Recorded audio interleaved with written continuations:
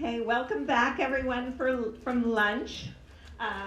We're going to get started right away because we're adding the presentation after our special presentation by Nat Geo, so I don't want to run over too much. But thank you. This is Dustin Renwick from Nat Geo, and he is with the Storytelling Grants Program, and he is here to tell us about grants for early career journalists.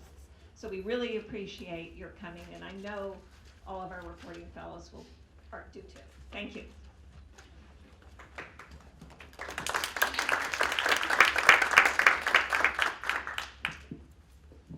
guess I'm gonna kind of lean over like this. If you want to give me a check on time, I'm just going to do kind of a high-level overview fairly quickly and then open it up for questions, because that will probably be the most helpful format. But keep me honest on time for questions. Okay, you have 15 minutes. Perfect. So I'm Dustin Renwick. I handle, basically, I see every storytelling grant that comes in the door here at Nat Geo.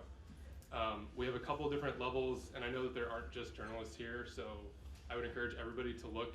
It's just natgeo.org/grants.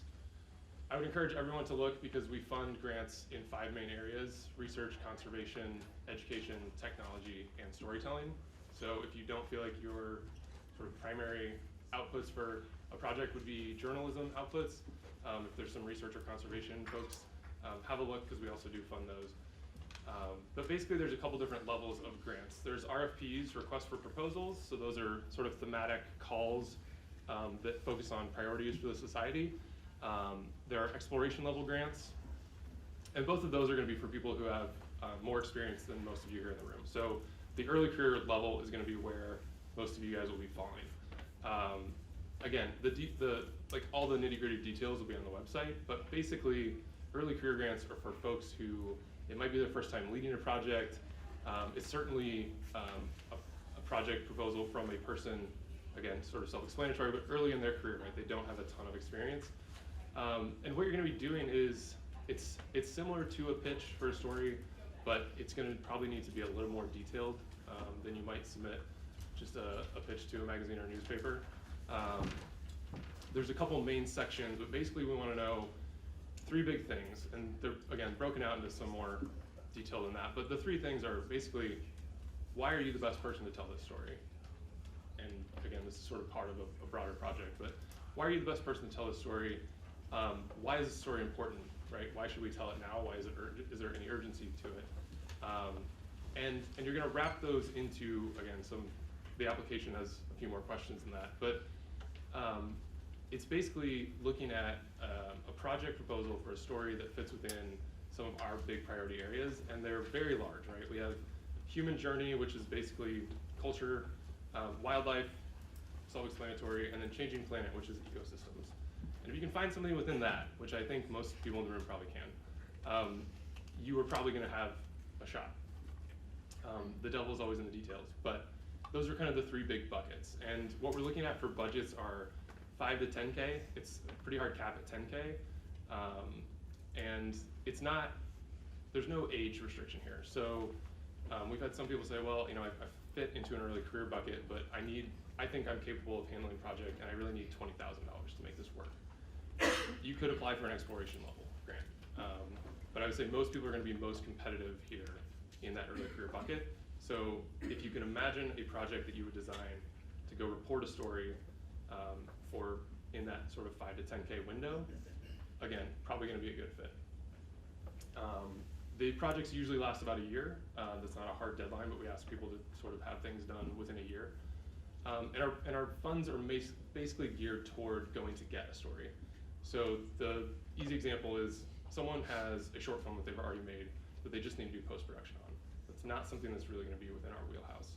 We wanna fund you to go get the story, travel, logistics, potentially some equipment, but it's really to go get the story versus just doing post-production or distribution.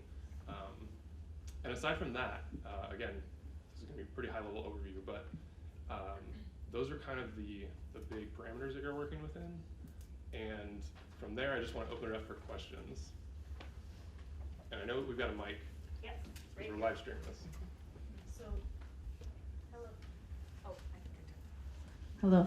So, does this count for short videos or documentary pieces? Stand up and say who My you are. name's Hannah Elias. I'm from Columbia University. I'm a documentary filmmaker, so I want to know how this applies. What we tend to find there is that our grants, even the higher end grants, are really not going to make a huge difference in a feature doc kind of budget. So short films make a lot more sense for us. So if you're in that short film world, then great, you're right where we want to be too. More questions? Yes. Hello, I'm Olivia Norman-Smith. I'm hailing from McGill University in Montreal. I'm wondering if there's sort of stylistically, if you're looking for something, if you would discount someone based on style. I mean, I'm also a documentary filmmaker, and I think if you think about it as a spectrum, on the one hand, it could be sort of like classical journalism, capital J, and on the other, it could be experimental, poetic kind of film. Are you, when you're deciding, does it have to fit sort of within the brand of National Geographic, or are you also interested in supporting individuals for the story, but not necessarily for the style? Yeah, I think that's a good question, and I think there are multiple parts there. I would say that early career grants, more than the other levels, tend to focus on bringing up people who have shown talent. So it is more about the person and kind of what you've done than it is about the project and how it aligns. So, for example, I would be more inclined to fund an early career person who has shown a lot of talent and demonstrated that through some projects that maybe their idea isn't exactly what we would, it isn't exactly aligned with what we're doing, versus someone who's at an RFP level where we're really looking for a project and a story that could have impact. And I'm looking more so, or at least evenly, with the person and the project idea that aligns. I would say for early career grants, it's really about the person. Like, we want to bring up leaders who are going to be the next generation of storytellers. That said, there is a spectrum, right? Nat Geo's sort of wheelhouse is more on the journalism side. That's not to say I haven't ever funded, or we sort of as a program haven't ever funded, things that are a little more experimental. Particularly if you can frame it and make the case that that is the best way to deliver that story to your audience. Because a big part of the grants, and again, this sort of scales up as you get to those higher levels, but a big part of the grants is that we're not just funding storytelling for storytelling's sake, that there is an audience there, that there is an idea or a point. We obviously want to fund great stories, but there should be, and it's part of our application, who's the audience for this? Why are you telling them? What's the best way to deliver it? Is a photo essay the best way to deliver it to this audience? Or is it something else? And if it's an experimental, something that's a little more poetic, maybe that's the case. But that's incumbent on you to make that case, right? Be able to show us the output that you're describing is the thing that matches to the audience that you have sort of imagined. But yeah, it's kind of a long answer to that, but I would say it's much more about the framing. Hi, my name's Dan Schwartz. I'm a master's student at the Missouri School of Journalism. MIZ? At ZOU.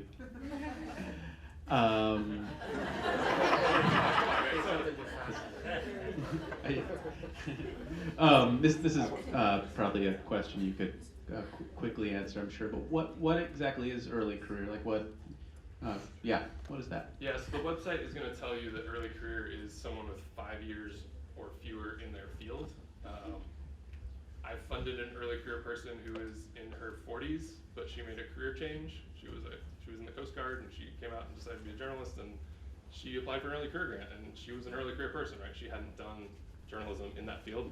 I probably shouldn't say this out loud, but 5 years is a really hard line for me to stick to, because particularly in journalism, I think you could start your career and you could have bylines in all the major publications a year out of school. Otherwise, it can also take you a couple years and you might not be as established. So I really am trying to look at your experience level holistically. The number of years is part of that, but I'm really trying to look more holistically. And again, that's going to be part of the projects that you've done before, the people that you've written for, done films for, done photography for, where you've published, and sort of your general experience overall. And if you have a question about that, that is a good question to email me about. I'm going to leave a big stack of my cards so you guys have my info. But if you have questions, those are the kinds of questions you should reach out about. But I would say it's more of a holistic. Hi, my name is Nikhil Mandalaparthi from the University of Chicago. And I was just looking on the website right now, and I see that the application is as like a project leader, like, and there's a space where you talk about other members of your project. So is this something that like groups you can apply to other people, or you're like it's more of a solo project? And what are the expectations around this idea of like other team members and things like that? Yeah, so totally on you. If you are someone who, again, is designing a project to go report a story and it's really just about you and your capabilities and your outputs, great. If you're maybe a writer who wants to pair with a photographer to put together something that's really powerful, great. Team members are not a requirement, but I would say if you're adding team members, make sure that they're complementing your primary skill sets. I primarily identify as a writer, and if I were putting together a project, I would want to find a photographer that I wanted to work with on it and come up with some kind of collaboration. But that's not to say that that's required, and that's not necessarily, there's no more weight given to that versus another. It's really about the project itself, what you're trying to accomplish with that. But if you are adding team members, I would say try and make sure that they're complementing your primary skill set. And then is that like one application? Or That is still, yeah, so you would add those team members as part of your application. The project lead is the person who's gonna be responsible. They're the person that's gonna sign the grant paperwork. They're gonna be responsible for the money. All of that is on them. Those project members are just supplementary, but they will also sign some forms. But yeah, as the project lead, that's gonna be the person who's gonna be responsible for it. That's the person who's gonna hear from me or from anybody here as far as communications.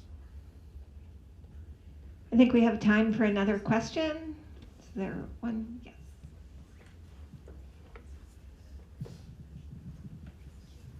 Hi, I'm Catherine Cardy. I'm a student at Davidson College. And I was wondering if there's an expectation, if you receive one of these grants, that there's like a place on National Geographic's website that'll be published, or are you able to sort of put your content, pitch it anywhere? Thank you. Yeah, good question. We don't, for any storytelling grant that we give, we don't guarantee publication within a National Geographic media outlet. It's obviously great, and we have, as part of the grant agreement, we have the first rights to publish it. So we don't take copyright, but we have the first rights to publish it while you're a grantee, and then for 90 days after you're done with your grant, you say, I've spent all the money, I've done the project, I'm done. That kicks off a 90-day window. And we still have time for people in all the internal media teams to sort of evaluate that. There's a section on the application that will ask about media commitments. And that's where you could put something like, whether you've talked to an editor here or elsewhere, to say, oh, I've talked with so-and-so or publication X, and they have shown interest in it.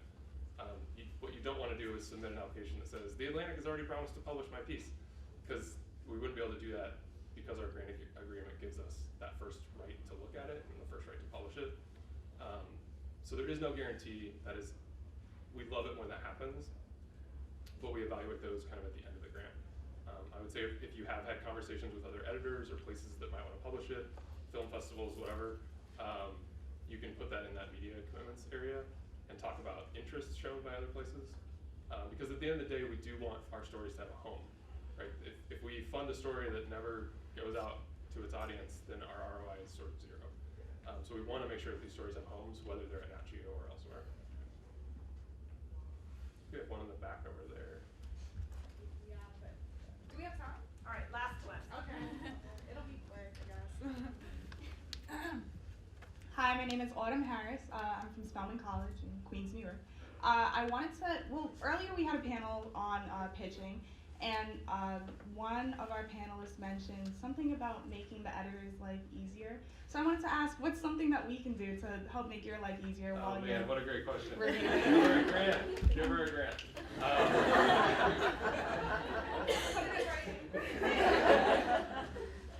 I would say the biggest thing, we get applications from all over the world, and we expect that and we want that. We want to be funding people who are covering stories in their home countries. That's great. I would say for people who are in the United States, UK, Australia, places where English is your first language, just make sure that the application makes sense, right? Like, proofread it, have someone else proofread it. You would not believe the number of just simple, like, typographical errors. Like, this is your introduction to me. I probably don't know who you are. I would like that to be as coherent and grammatically correct as possible. I would say that's more of a nitty-gritty thing. The broad thing is read the instructions. The information that we have is on the website. It's there for a reason. I helped write a lot of it. It's there to empower you to follow the stuff that we need, right? Like hopefully we're communicating what we need. If it's not there, email us. There's a generic email on the website. I'm gonna leave my contact information. I would rather you email me and get it right and spend 5 minutes up front asking that question than guessing, getting it wrong, and me declining your application because you didn't follow something that was very simple or that you missed on the website and it was there. So I would say just make sure you read the instructions, make sure you read the directions, and email us if you have questions. Thank you. Okay, well, thank you so much Absolutely. for sharing.